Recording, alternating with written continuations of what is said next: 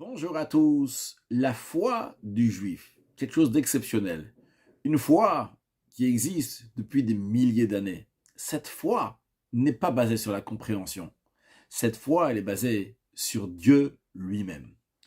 Voyons cela dans la Sikha du Rabbi qui a été dit Shabbat Metzora, qui était Shabbat Agadol, le Shabbat qui est avant Pessah, vu que cette Sikha a été dit dans une année embolismique, dans une année dans laquelle il y a deux Adar, donc Shabbat Metzora, est lu avant Pessah.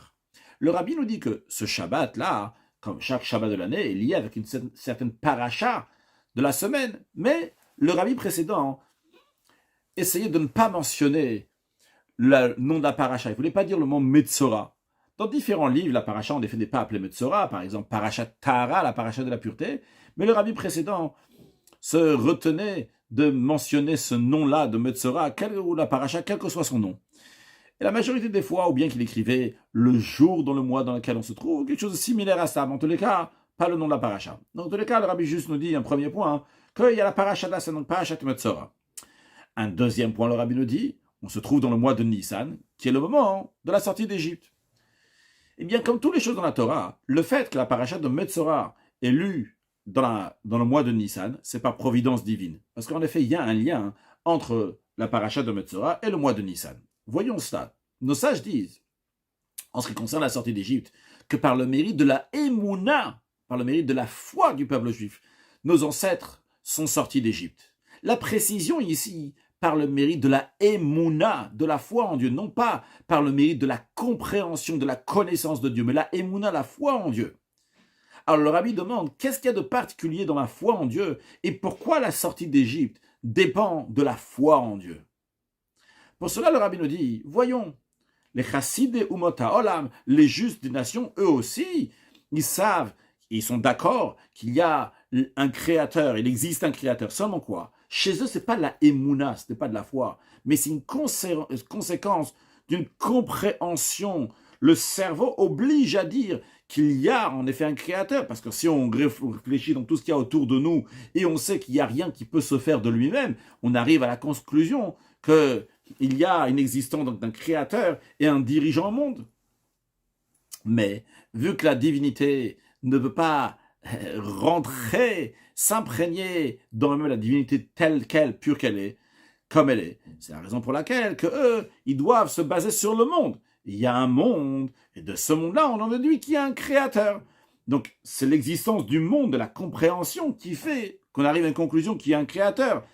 En d'autres mots, si on veut parler un peu plus spirituellement, les nations, les justes des nations, sont liés avec la divinité qui est habillée dans le monde, donc qui est limitée dans les vêtements de la nature, mais en ce qui concerne ce qui est au-delà du monde, au-delà de la nature, sur cela, ça n'a pas d'existence chez eux, sur ça, donc ils ne peuvent pas dire que ça existe. Donc ça, c'est chez les nations du monde. Donc chez les nations du monde, chez les non-juifs, il peut y avoir cette notion qu'il y a un créateur, ce qui est tout à fait logique, le monde ne s'est pas créé de lui-même, mais c'est limité à le fait qu'il y a un monde, il y a un créateur. Donc la conséquence du monde, c'est qu'il y a un créateur. C'est pas que, disons, le créateur lui-même, c'est une conséquence du monde. Donc c'est lié avec un créateur du monde. Donc Dieu, comme il est lié avec le monde. Donc un niveau de divinité qui est lié avec le monde. En revanche, chez les Juifs, la émouna, la foi du Juif, sa source n'est pas l'existence du monde. Les Juifs, par nature, sont liés avec la divinité. C'est la raison pour laquelle que la divinité s'imprègne dans les Juifs, la divinité telle qu'elle est.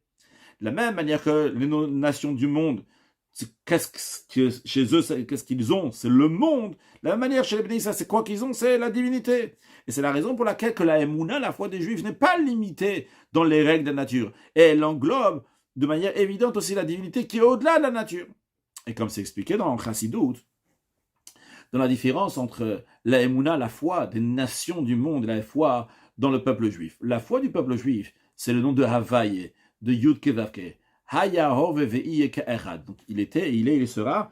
Donc au même instant, c'est tout, il est au-delà de la nature. Par contre, la émouna des nations, elle est liée avec le Shem Elohim, avec le nom de Elohim, qui est la valeur numérique de Hateva Elohim, qu'on l'écrit avec un S, c'est valeur numérique 86, et il en est de même aussi pour Hateva, qui représente donc la nature, comme Paro, comme c'est et ces sorciers, et ils ont dit, Lo yadat yetavaya, on ne connaît pas Yud Kei Vav Kei, on ne connaît pas le tétragramme, on ne connaît pas Dieu.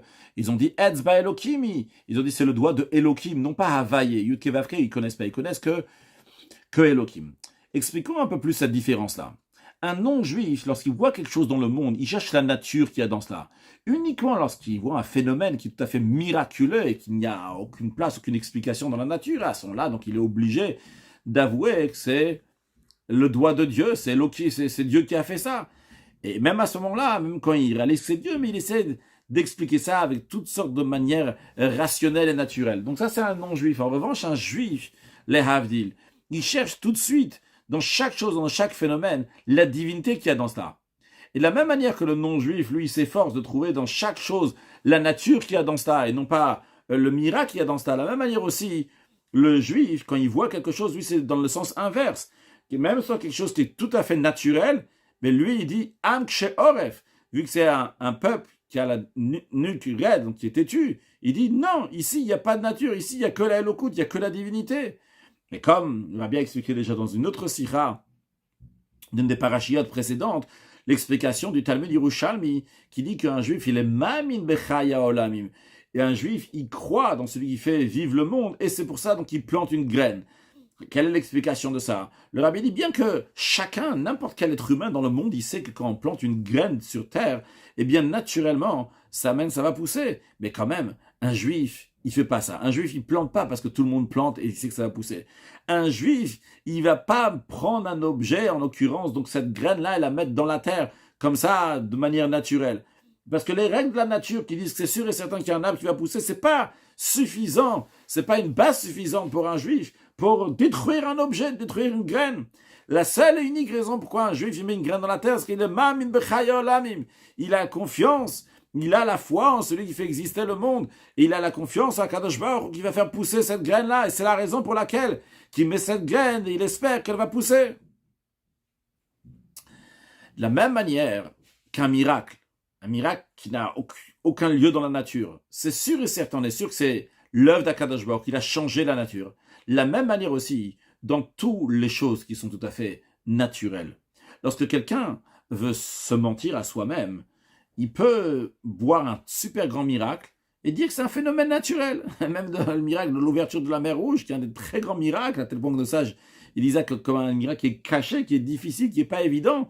Même dans ça, on peut se tromper. En effet, dans le Mechilta, on raconte qu'au moment de l'ouverture de la mer Rouge, tous les eaux du monde se sont ouverts, à l'exception du fleuve d'Euphrate, comme ça il est dit dans un des Mamarim du Rabbi Maharash, mais tous les eaux se sont ouverts. Et d'ailleurs, c'est ce qui est l'explication du verset, que Tipol Aleim et Matava Fachad, que les nations vont avoir une grande crainte. Pourquoi tout d'un coup, lors de l'ouverture de la mer Rouge, toutes les nations, ils ont une grande crainte? Parce que lorsque les nations, ils ont vu que tous les eaux du monde se sont ouverts, ils ont dit, qu'est-ce qui se passe? Pourquoi ici, dans mon verre, par exemple, il y a de l'eau qui est en train de s'ouvrir? Et donc là, ils ont dit, tiens, c'est parce qu'il y a l'ouverture de la mer Rouge. Donc, ils ont eu une très grande crainte. D'un autre côté, on comprend que le fait que tous les eaux du monde se sont ouvertes, c'est moi qui donne l'exemple du verre, il n'y a pas écrit dans la Sikha que c'est le verre, peut-être c'est que seulement il y a écrit tout simplement les eaux du monde entier se sont ouvertes. D'un autre côté, le fait que tous les eaux du monde se sont ouvertes, ça aussi donne une possibilité de se tromper, de dire que c'est pas un miracle. Si, avec l'ouverture de la mer Rouge, c'est clair, il y a un grand miracle qui s'est passé ici, mais vu que tous les eaux se sont ouvertes, alors on peut dire, c'est logique, il y a ici une nature, car ce soit la nature, mais en tous les cas, quelque chose de naturel qui a fait que tous les eaux se sont ouverts. Alors, ce comportement de Dieu, pourquoi il fait qu'il y a un miracle et d'un autre côté, il y aura un phénomène naturel? C'est pour qu'on a le libre arbitre. Tu veux croire à un miracle, crois à un miracle. Tu veux croire à la nature, crois à la nature. Donc, même quand il y a un super grand miracle, eh bien, la personne, elle peut se tromper dans l'esprit de ce que Dieu, il a dit à Moshe Rabbeinu, Ktov, écrit comme ça dans la Torah, va rotzeli totit, et celui qui veut se tromper absolument, il va pouvoir se tromper. Maintenant, revenons au sens de Bisruta Emuna Nigalu Avotedu Mitzrayim, que par le mérite de la Emuna, de la foi en Dieu, le peuple juif est sorti d'Égypte. Qu'est-ce que ça veut dire Mitzrayim sur le plan spirituel des choses? Non pas juste un endroit géographique, mais dans le langage de Metzarim ou Gvul, un langage qui a des barrières et des limites. Ces barrières et ces limites viennent sous deux formes, deux manières. La première, c'est lorsque quelqu'un est dans un Mitzrayim de Gdusha, dans un Mitzrayim dans des limites de sainteté, c'est-à-dire qu'il a la conscience, la connaissance dans la divinité, mais elle est limitée avec la compréhension, le tam, le dat, comme la emuna, la foi dans le nom de Elohim. c'est Elohim, il s'agit bien de Dieu, mais c'est une divinité c'est un niveau de divinité qui est lié avec le monde. Mais cette source-là, lorsque quelqu'un est dans un tel Mitzrayim, donc dans la Gdusha, c'est des barrières dans la Gdusha, dans la sainteté, eh bien, ça, c'est la source d'une deuxième sorte d'Égypte qui est pire. La deuxième sorte, c'est Mitzrayim, des Kripa, des barrières dans les forces du mal. C'est-à-dire que les forces divines sont tellement voilées qu'on les oublie totalement, à tel point que ça descend. Pas les forces, on oublie la divinité. À tel point qu'on va dans les 49 niveaux d'impureté. C'est un Mitzrayim des Kripa dans les forces du mal. Donc, on voit qu'il y a deux sortes d'Égypte. Égypte dans la Gdusha. Quelqu'un, il est dans la Gdusha, il est dans la sainteté, il est dans la divinité, mais c'est tout avec des barrières. Et il y a un deuxième niveau, donc, qui a pas de barrière. C'est Mitzrayim de Kripa. Donc, des forces du mal. Il y a des barrières entre dans les forces du mal. C'est encore pire. C'est le premier niveau qui amène au deuxième niveau. Mais on dit par le mérite de la Emouna, par le mérite de la foi. Donc, c'est-à-dire que les Bnei Israël n'ont pas donné importance au sujet du monde et les règles de la nature. De manière que, pas seulement les choses spirituelles, même dans les choses matérielles dans lesquelles, a priori, on ne voit aucune différence entre les juifs et les non-juifs, eh bien, sur ça aussi, on nous dit qu'Ayu Israël Betsuyan Nimsham, lorsqu'il était là-bas en Égypte, on pouvait désigner les juifs, on pouvait les reconnaître, les juifs, c'était différent même dans des choses matérielles. Et c'est ça qui a amené le dévoilement de Havaï, de Yud Kevav, qui est au-delà de la nature. Et par cela, donc, tu es arrivé à la sortie d'Égypte, pas seulement en Mitzrayim, des Kripa, Mitzrayim, des forces du mal, mais aussi on est sorti à Mitzrayim, des Gdusha, aussi de Mitzrayim, de Gdusha de sainteté, parce qu'on a eu le dévoilement de Shem Havaï et de Yud Kevavke. Donc le message de Rabbi Nodi, c'est par le mérite de la Emouna, donc il représente un niveau de divinité qui est au-delà de la nature. Et bien par cela, on a eu en effet le dévoilement de divinité qui est au-delà de la nature. On est sorti d'Égypte, toutes sortes d'Égypte, même l'Égypte, pas seulement l'Égypte de Klippa des forces du mal, même le Mitzrayim d'Igdusha qui représente le nom d'Elohim, de ça aussi on est sorti. Et le Rabbi nous dit que cette idée-là, on la retrouve aussi dans la paracha de la semaine en ce qui concerne donc les plaies, la tsarat que les Juifs avaient. Le Rambam il écrit en ce qui concerne donc, les plaies, il dit qu'il y avait donc les plaies qu'il y avait sur les vêtements, il y avait les plaies qu'il y avait sur la maison. Il dit c'est pas minago shelolam, donc c'est pas quelque chose donc, qui est habitué dans le monde. C'est ot ou pela yabeisa, donc c'est quelque chose qui était incroyable dans le peuple juif, c'est quelque chose un prodige, un miracle, quelque chose d'extraordinaire, d'anormal qu'il y avait dans le peuple juif. Pourquoi Dieu faisait ça? C'était pour les avertir de ne pas faire du lashon hara, de la médisance. Le Rambam m'explique de manière détaillée donc comment les plaies arrivaient. Tout d'abord, c'est les murs de la maison qui changeaient. Lorsque la personne s'est pas repentie, s'est pas arrangée, eh bien à ce moment-là, les vêtements en cuir qu'il y avait chez lui se changent, etc., jusqu'à ce que ça va sur son corps lui-même. Alors, qu'est-ce qu'on voit de ça ici? Le Rabbi nous dit de la même manière que ces tâches-là, on voyait clairement que ce n'est pas des choses qui sont naturelles, c'est des choses qui sont d'en haut, qui sont surnaturelles. Et bien de la même manière, et par cela, donc les plus nés Israël ont eu la émouna que tout vient d'en haut, par providence divine, que tout vient de Dieu. Et comme dans les Négaïm, ces plaies-là, que dans chaque détail, il y a une intention particulière. Comme par exemple, en l'occurrence, donc de le retenir, de les avertir de ne pas fauter. Et en vérité, tout est bien, c'est du bien qui est caché jusqu'à ce que ça devienne du bien dévoilé, comme c'était dans les plaies, comme il y a écrit dans le Midrash, que il va détruire la maison, et en détruisant la maison, dans certains cas, lorsqu'il y a la plaie qui perdure, eh bien à ce moment-là, on devait casser les murs de la maison, on trouvait matmoniot shel zahav, des trésors en or qu'avaient cachés les Kenanim, les Morim qui étaient là-bas, avant que les Juifs vont entrer en terre d'Israël. Donc on trouve des bonnes choses. En tous les cas, le point commun entre la paracha de Metzora et le mois de Nissan, c'est que dans les deux, on voit qu'il y a ici, c'est la main de Dieu. Pourquoi les Juifs sont sortis d'Égypte dans le mois de Nissan? C'est parce qu'ils ont eu la Emouna, la foi en Dieu, pas juste la connaissance de la foi en Dieu. Pourquoi les Juifs avaient la tsarat? C'est parce que c'est quelque chose qui est tout à fait au-delà de la compréhension, au-delà de la nature, pour dire aux Juifs, il y a une main de Dieu ici, il y a Dieu qui est avec nous. Donc retenons bien cet enseignement fondamental et très important que le Rabbi nous dit ici. Un Juif ne croit pas en Dieu parce qu'il y a la compréhension. Un Juif croit en Dieu parce qu'il a du Dieu dans lui-même, pas parce qu'il est en conséquence de Dieu, mais c'est Dieu lui-même. Basé sur cela, dans le Likutei Sichot Chelek Aleph, on continue, donc on entame donc sur une autre sikha qui a été dit Achron Shel Pesach Tafshin Yud Zayin. Donc c'était la même année que le Rabbi a dit la sikha de Parashat Metzora, mais ça c'était donc à un autre moment. Et le Rabbi nous dit, basé sur ça, on va comprendre encore un autre sujet. La Gemara, elle dit que lorsque Dieu il a créé le monde, il a clôturé le monde de trois côtés, mais le côté du nord, le Ruach Tzfonit, n'a pas été clôturé. Quelle est la raison? La Gemara dit, pour prouver que c'est Dieu qui a fait le ciel et la terre, que c'est quelque chose qui est incroyable et que l'être humain ne peut pas faire. Si quelqu'un va venir, il va dire, ah, c'est pas Dieu qui a fait la créature. Eh bien, on va lui dire, vas-y, montre-nous de quoi tu es capable, et toi, va clôturer le côté gauche, donc le côté du nord. Et à ce moment-là, la personne elle sera obligée de dire, ah, c'est vrai, il n'y a que Dieu créer, qui peut créer le monde. Alors, a priori, ça demande d'explication. Qu'est-ce que ça veut dire ici? Comment on peut penser que la création du monde, c'est pas quelque chose d'extraordinaire, quelque chose d'incroyable? Comment ça peut monter à l'esprit une telle chose? À baser ce qu'on a expliqué avant, on va comprendre. Dieu, il fait que nous avons le libre arbitre. Et pour faire le libre arbitre, Akadosh Baruch Hu donne la possibilité au Yetzer Hara d'influencer, de tromper la personne. Et vu que le Yetzer Hara, c'est un artisan et c'est bien travaillé, eh bien, il peut réussir à faire rentrer dans la personne des idées qui sont drôles, qui sont pas très logiques, jusqu'à le tromper qu'il n'y a rien d'extraordinaire dans la création du ciel et de la terre. D'un autre côté, bien qu'il y ait un grand voile à tel point qu'on peut arriver à une si grande erreur et penser qu'il n'y a pas de créateur, c'est pas Dieu qui a créé le ciel et la terre. Mais il y a aussi dans chaque chose aussi un dévoilement de Dieu. C'est-à-dire que Dieu, il fait un certain détail qui n'est pas parfait, que les créatures d'eux-mêmes donc ne peuvent pas le compléter. Et de là, les créatures vont arriver à une conclusion que c'est obligé de dire que c'est Dieu qui a créé le ciel et la terre. Donc qu'est-ce qu'on voit ici? Que Dieu, d'un côté, il a créé le ciel et la terre, mais il a donné une possibilité qu'on va croire que le ciel et la terre ira d'extraordinaire. Mais d'un autre côté, le fait que Dieu n'a pas clôturé le quatrième côté, n'a pas clôturé le côté gauche, le côté du nord, eh bien, on peut arriver à une conclusion qu'il y a un Dieu, vu que nous, les êtres humains, on ne peut pas clôturer ce côté-là. De la même manière qu'on voit en ce qui concerne la création du ciel et la terre, il en est de même aussi dans la manière que Dieu dirige le monde, que ce soit de manière miraculeuse ou bien de manière naturelle. Si quelqu'un veut se convaincre à lui-même et dire que tout c'est grâce à ses réussites, à ma réussite, c'est moi, je suis intelligent, je suis beau, je suis fort, je suis riche, etc., donc je peux réussir. Et donc, il dit toute la réussite, c'est parce que c'est la nature qui est là autour de moi, c'est ma force à moi-même. Et il oublie donc qu'il y a un créateur, il voit donc qu'il y a un créateur, et Dieu donne cette possibilité-là d'oublier qu'il y a un créateur. Eh bien, Dieu va faire qu'il y ait un certain détail que Dieu a laissé, qui n'est pas parfait, et que cette personne-là ne pourra pas compléter. Et le fait qu'il va réfléchir sur ça, il va dire, c'est pas moi, tout, ça vient de Dieu.